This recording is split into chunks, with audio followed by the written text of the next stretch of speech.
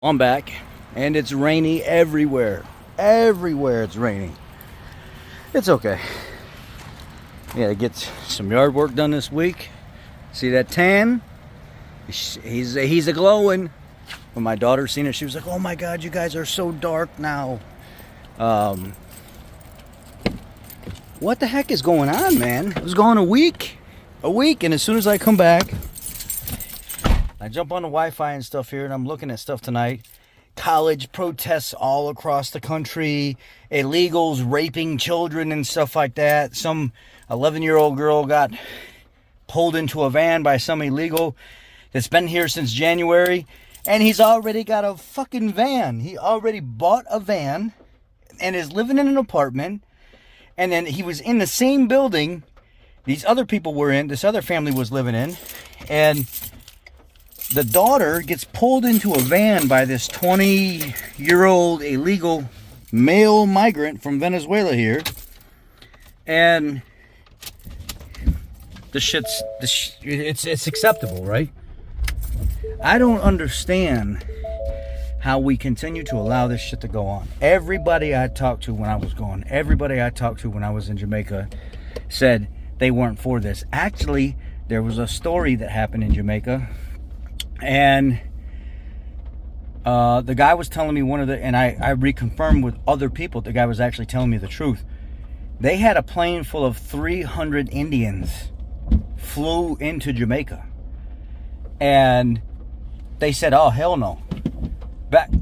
Put them back on the plane, get the hell out of here, go back where you came from," and shipped them straight out of there. They said, "We don't do that stuff here. You're not doing that in Jamaica." And he said that just happened recently. They tried doing it there, and they realized, no, they're not going to get away with it. Even the Jamaican people were like, it's crazy what's going on in the United States, because we never seen the United States being a type of country that just lets people come in and do all these egregious, nasty things to citizens of the country that they're from. And the government continued to allow it to happen. At some point, they would think that the people would have an uprising and go after the government. So sitting and talking and having these conversations with people in Jamaica and stuff like that was absolutely crazy, because they agreed with the rest of us here, and they're not even from here. And there was a dude from Cuba.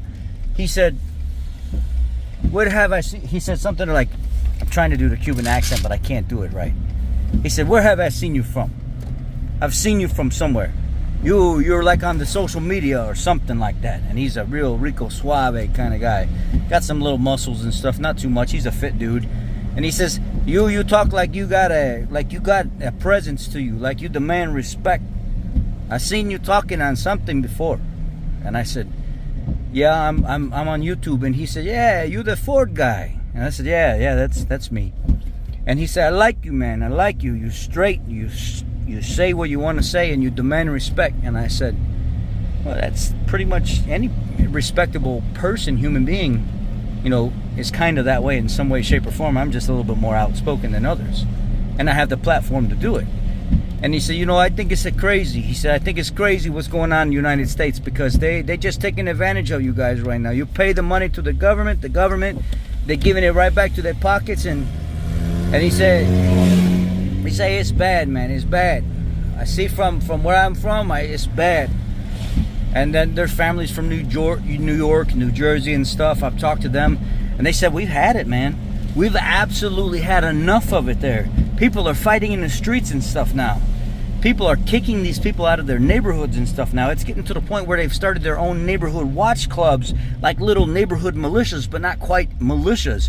It's their own neighborhood, and these guys are walking the streets with baseball bats, pistols and stuff, and they're policing their own neighborhoods, and they're running these people out." And he says it's bad.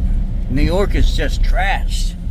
And it's so sad to hear people from New York talking about their own state just like that. And I said, Chicago's not far behind. They're doing the same exact thing. They're no saints. And just the talking, hearing the stories and stuff from the different families that we met, and they're from all across the United States. Even non-sanctuary cities are having these problems with illegals and stuff like that. It's all across the United States. And it's in all these other countries and stuff as well. This is And everybody comes to the same conclusion. Why are there only 3 countries that are getting help? Why is it Venezuela, Ukraine, and Israel? Why are they the only 3 people that seem to be getting these billions and billions of dollars, and they're just getting these handouts? And a lot of it is because of government contracts. A lot of it is because, sliding money, filtering money through the system under the table. You think all these illegals are getting all this money? Hell no, these politicians are getting the money. Corporations are getting the money. People talking about them being fiduciaries of smaller companies. We're just the fiduciaries. We don't make them do all that stuff. What they do is not our problem. We're just investing in the company. As long as we get our return, that's all that matters. No, you know exactly what you're doing. You know exactly what you're doing. Anyhow, I seen that thing with that 11-year-old girl that got raped or molested or whatever you want to call it by this 20-year-old illegal migrant from Venezuela. And I thought to myself, man, my fucking blood is boiling right now. I want to smack the shit out of one of these guys. I feel like, and it sucks because you start becoming judgmental. You start looking at all of them the same because of everything that's going on. And it's not supposed to be that way. But unfortunately, that's just the cold, hard truth.